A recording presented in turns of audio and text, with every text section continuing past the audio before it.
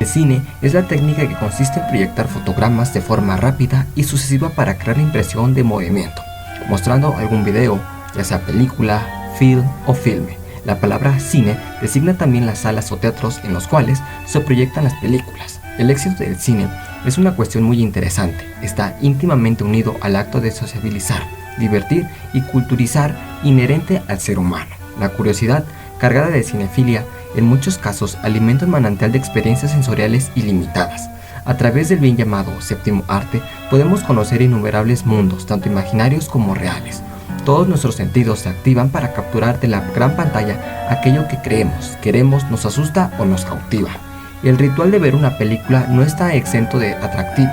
Es casi mágico y fetichista querer conservar en nuestra retina la satisfacción visual de la proyección. Películas que recordamos días, semanas, años, que forman parte de nuestra vida y hacemos nuestras. Imágenes vividas e inmortales que se apoderan de nosotros como un atractivo oscuro y que nos permiten destacar la presencia de un genio creador, un semidios al que admiramos y rendimos tributo fielmente en cada nueva obra concebida. La experiencia cinematográfica nos reporta las herramientas necesarias para entender mejor el mundo, para relacionarnos con otras personas y comprender distintas culturas. Nos explica todo lo necesario para asumir riesgos, disfrutar de la felicidad nunca antes conocida. Es una acción individual y colectiva que nos atrapa y enreda como una tela de araña sensitiva y placentera. La idea del cinematógrafo, que es el otro nombre que tiene el cine, es bastante antigua y de hecho el origen del cine lo encontramos en el año de 1654. Cuando el sacerdote alemán Atanasio Kircher experimentaba con imágenes en movimiento gracias a su famosa linterna mágica. Más de un siglo después, tenía lugar el llamado Fantasmagoris del francés Gaspard Robert, llamado Robertson, un espectáculo muy llamativo basado en figuras pintadas sobre placas de cristal, que en el año de 1798 constituyen las primeras proyecciones públicas que se tiene noticia.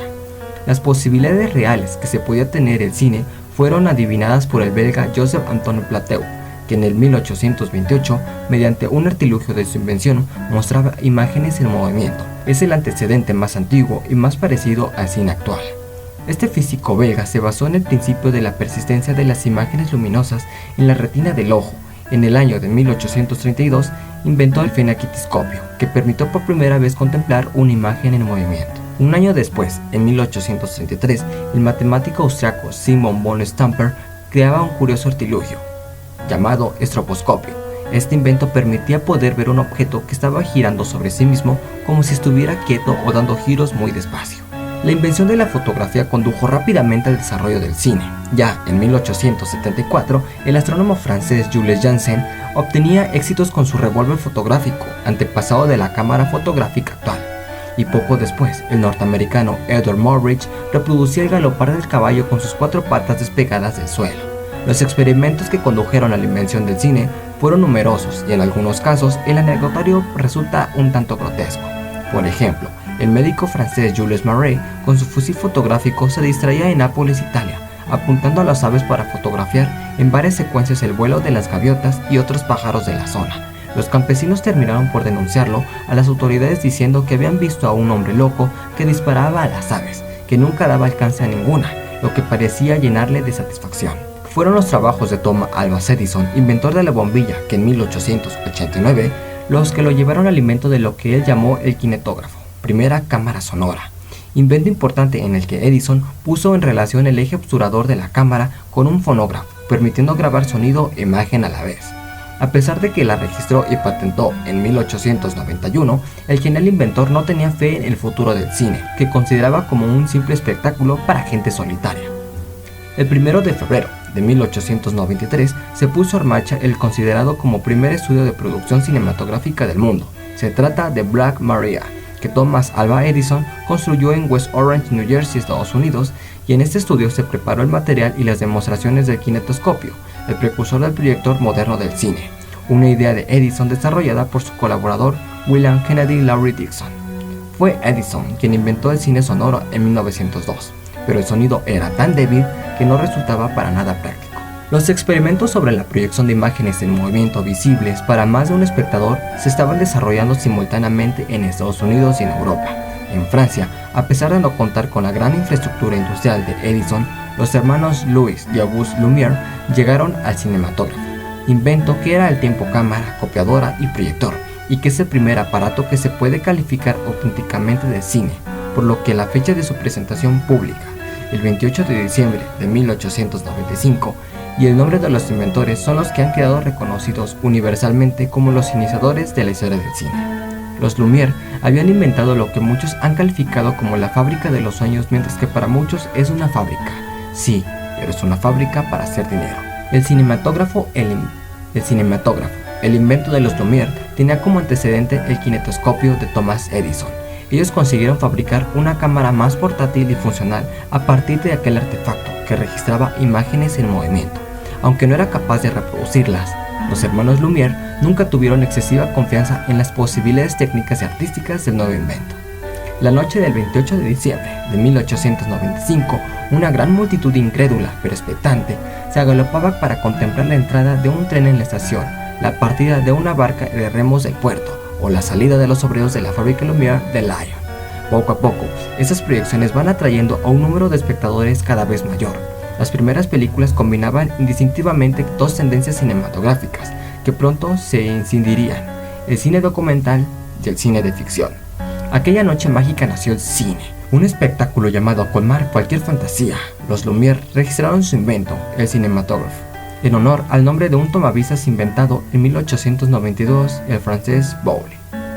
Pronto el particular invento fue distribuido por todo el mundo, bien a través de la compra de la patente o bien mediante la copia del artilugio. Diferentes inventores alemanes, norteamericanos e ingleses copiaron y mejoraron el cinematógrafo, y puede decirse que a finales del siglo XIX un amplio número de personas en Europa y en Estados Unidos habían visto algún tipo de imágenes en movimiento, y por ejemplo, en el caso de la India, el cinematógrafo llegó solamente un año después de que lo inventaron los hermanos franceses. Una vez comprobado su potencial económico, el cine se convirtió pronto en un espectáculo de feria, barato y popular, despreciado por los intelectuales, muy alejado de la categoría de arte bajo la que hoy se le considera. Poco a poco, el cine comenzó a dejarse de ver como un espectáculo de feria y ciertos intelectuales ya lo empezaban a reivindicar como un arte. Aquella noche mágica nació el cine, un espectáculo llamado a colmar cualquier fantasía. En 1896, el ilusionista francés Georges Méliès demostró que el cine no solo servía para grabar la realidad, sino que podía recrearla o falsearla. Con estas imaginativas premisas, hizo una serie de películas que exploraban el potencial narrativo del nuevo medio, dando inicio al cine de una sola bobina. En un estudio de las afueras de París, Méliès rodó por primera vez un filme puesto en escena cuya proyección duró cerca de 15 minutos, L'Affaire Dreyfus, el caso de Dreyfus de 1899, y filmó Cenicienta de 1900, en tan solo 20 escenas. Pero sobre todo Méliès se le recuerda por sus ingeniosas fantasías como Un viaje a la luna de 1902 y Alucinaciones del Baron Munchausen, en las que experimentaba las posibilidades de los trucajes de las cámaras del cine. Méliès descubrió que deteniendo la cámara en mitad de una toma y recolocando entonces los elementos de la escena antes de continuar, podían por ejemplo hacer desaparecer objetos. Del mismo modo, retrocediendo a las películas unos cuantos centímetros y comenzando la siguiente toma encima de lo ya filmado, lograba superposiciones, exposiciones dobles y disoluciones, fundidos y encadenados como elemento de transición entre distintas escenas. Sus cortometrajes fueron un éxito inmediato del público y pronto se difundieron por todo el mundo. Aunque hoy en día parecen poco más que curiosidades, son precursores significativos de las técnicas y de los estilos de un arte entonces balbuceante. El estilo documentalista de los hermanos Lumière y la fantasía teatrales de Méliès se fundieron en las ficciones surrealistas del inventor estadounidense Edwin Porter, al que se le atribuye en ocasiones la paternidad del cine de ficción. Trabajando en el estudio de Edison, Porter produjo la primera película estadounidense interesante.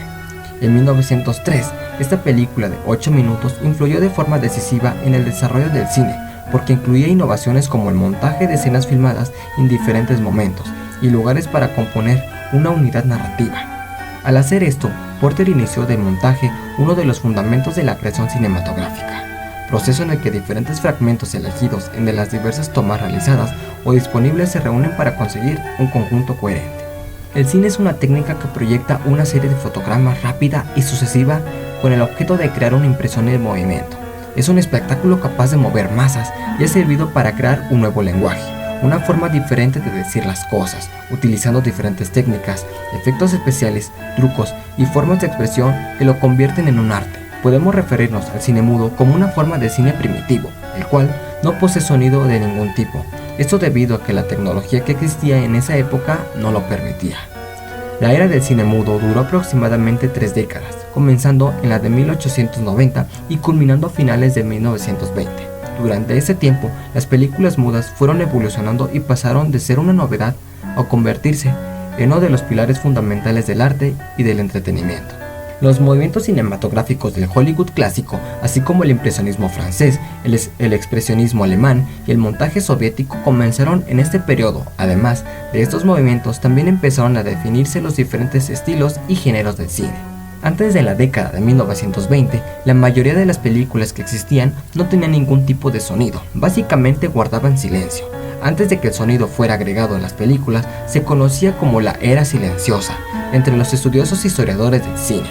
El arte de las imágenes en movimiento creció hasta que se logró alcanzar su madurez completa y antes de que los silencios fueran reemplazados por sonidos y por imágenes que tenían la capacidad de hablar, muchos expertos consideran que la calidad del cine disminuyó en el proceso. La década de los años 20 fue la época dorada del cine mudo americano. Espectáculos, grandes actores, diversidad de géneros, todo eso destacó el slapstick o cine cómico de los pasteles. Las locas persecuciones, los golpes, los bañistas, todo este nuevo género cómico surgió de la mano de Max Sennett, que descubrió a Charles Chaplin, Harold Lloyd, Buster Keaton, Ben Turpin y Langdon. La característica principal de su cine fue la primacía de la imagen sobre cualquier otro elemento.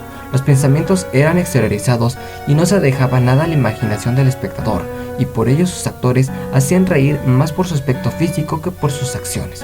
Ejemplo de ello fue Matic Arbuckle, el famoso corro del cine mudo, Ben Turpin, que tenía estrabismo, o Max Swain, el llamativo villano que participaba en las películas de Chaplin. Para complementar la falta de audio, se ideó un sistema de subtítulos agregados mediante los cuales se añadían los diálogos. Surge entonces el escritor de títulos, como se llamaba en la época, como un profesional de la época muda y tomó una importancia equiparable con la del guionista. La primera película muda fue creada por Rose Le Prince en 1888. Era un filme de 2 segundos que mostraba a 2 personas caminando alrededor de un jardín, Rodney Garden, que se tituló El Jardín de Rodney. Anteriormente, el cine sonoro ya existía el sonido en el cine. Los cineastas y proyectistas se habían preocupado de ello, pues el cine nace con una voluntad sonora. En las primeras filmaciones cortas, en las que aparecen actores y actrices bailando, el espectador no oye la música, pero se puede observar sus movimientos. Por otra parte, rara vez se exhibían las películas en silencio. Los hermanos Lumière, en 1897, contrataron un cuarteto de saxofones para que acompañase a sus sesiones de cinematógrafo en su local de París, y hubo compositores de valía, como Saint-Saëns, que compusieron partituras para acompañar la proyección de la película. Músicos y compositores tenían en el negocio del cine mudo una fuente de ingresos, no solo la música, también los ruidos y acompañamiento que tenían cabida en el cine mudo, por lo que algunos exhibidores disponían de máquinas especiales para producir sonidos, tempestades o trinar de pájaros. Y cierto es que este sistema era solamente posible en grandes salas, en ciudades o lugares de público pudiente, y escasamente podía apreciarse en pueblos o lugares alejados. Todos los instrumentos eran válidos para hacer música en el cinematógrafo, aunque el piano y la pianola eran normalmente el más apetecido. Algunos experimentos habían demostrado que las ondas sonoras se podían convertir en impulsos eléctricos. En el momento en el que se logró grabar en el celuloide esta pista sonora, se hizo posible ajustar el sonido a la imagen y por lo tanto hacer sonoro el cine. En el año de 1893, el físico francés Demery inventó lo que se le llamó fotografía parlante. Charles Pathé, uno de los pioneros del cine, combinó un fonógrafo, un cinematógrafo, llegando a fabricar unas 1900 películas cantadas. Y también, en la misma época, Léon Gaumont desarrolló un sistema de sonorización de films parecido, que presentó en la Exposición Universal de París de 1902.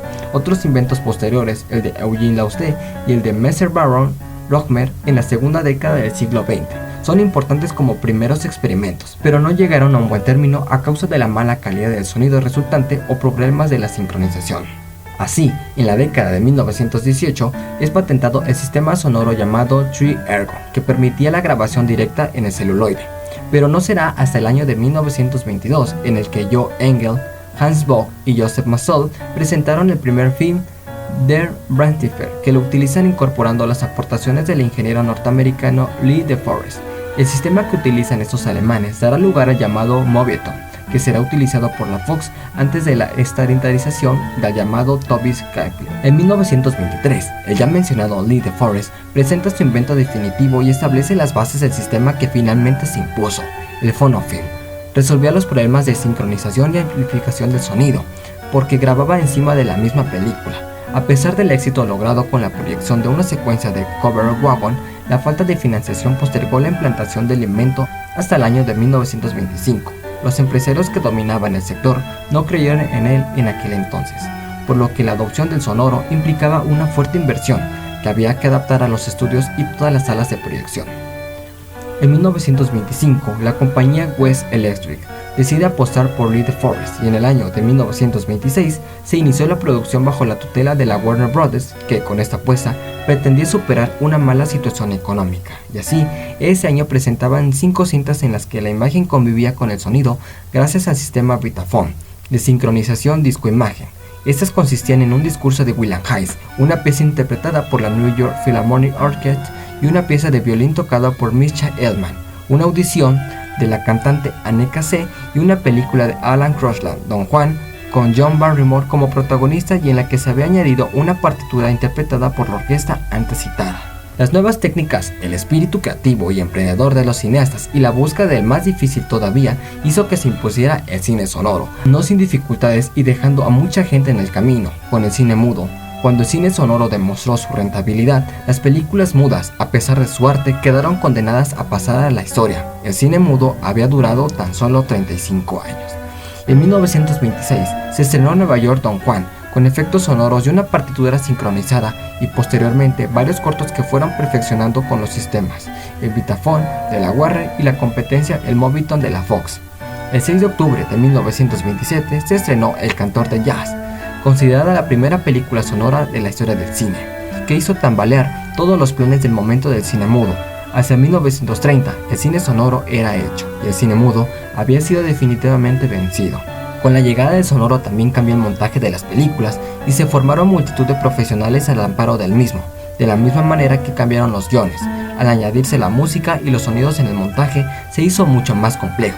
Antes había un trozo de película, una imagen, ahora eran necesarios 2 trozos de película, la imagen y los diálogos. Se añadieron enseguida más bandas, las correspondientes a las músicas y a los efectos sonoros. Todo esto se hizo posible gracias a la moviola, la máquina de montaje que aún existe antes, la moviola muda, y sin ella hubiera sido imposible montar las películas musicales que tanto influyeron en los primeros momentos del cine sonoro. Desde sus comienzos el cine intentó llegar a color. Al principio, ya en 1896, se pintaban a mano fotograma a fotograma, se coloreaban manualmente, a veces con 4 colores distintos. La tarea era ardua, por el tamaño reducido de los fotogramas y porque una película normal de menos de 1 minuto empleaba a más de 1000 fotogramas. Ya en 1905, Pathé acopló el proceso de coloreados medios mecánicos por un laborioso sistema en el que a 4 copias originales, una por cada color, les hacía recortes una especie de plantilla estarcido con ayuda de pequeñas herramientas cortantes, las partes de la imagen que corresponden al color escogido. En general, se utilizaban sistemas menos complejos, el entintado dando baños a color a las secciones del film, reflejando estados de ánimo y situaciones de luz. Así se pintaba azul si la escena sucedía de noche, amarillo si era de día, o rojo cuando había fuego. Se coloreaba en el propio soporte película. Las partes claras de la imagen ya no aparecen blancas, sino del color escogido. El virado, otra técnica de coloreado, se realiza en el momento del revelado de la película y que afecta a la imagen grabada. En el virado, los blancos quedan intactos, ya que el color se fija en las partes oscuras. Los avances más importantes y definitivos se lograron utilizando los descubrimientos de la fotografía en color, basados en la teoría de J. Sexton Maxwell de 1871. Mediante la mezcla adecuada de rojos, azules y verdes se podían reproducir todos los demás colores. Era necesario reponer fotografías roja, azul y verde y proyectarlas mediante 3 lámparas sobre una sola pantalla.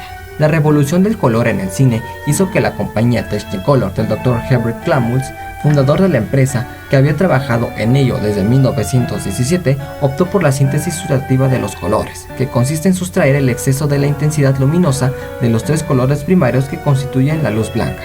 Mediante emulsiones consiguió reproducir biocrómicamente en un método mucho más sencillo. La emulsión se hacía en dos películas que se despegaban una a otra, produciendo por un lado en una especie de gelatina de los colores rojo-anaranjados y por otro los verdes. La primera película, The Tale of the Sea, de 1922, es de destacar Los 10 Mandamientos, de 1923, Ben-Hur, de 1924, El Fantasma de la Ópera, de 1925 y otras. Cuando se logró una película que no exigía pegar juntas las imágenes, sino que absorbía todos los colores, nació el verdadero Technicolor en el año de 1928, que consiste en la impresión de los colores uno tras otro sobre una película única para la proyección, y se utilizan precisamente los tres colores completamente, el cian, magenta y amarillo, de la síntesis sustractiva. El azul era asociado al verde de una paleta desconocida hasta ese entonces en la pantalla.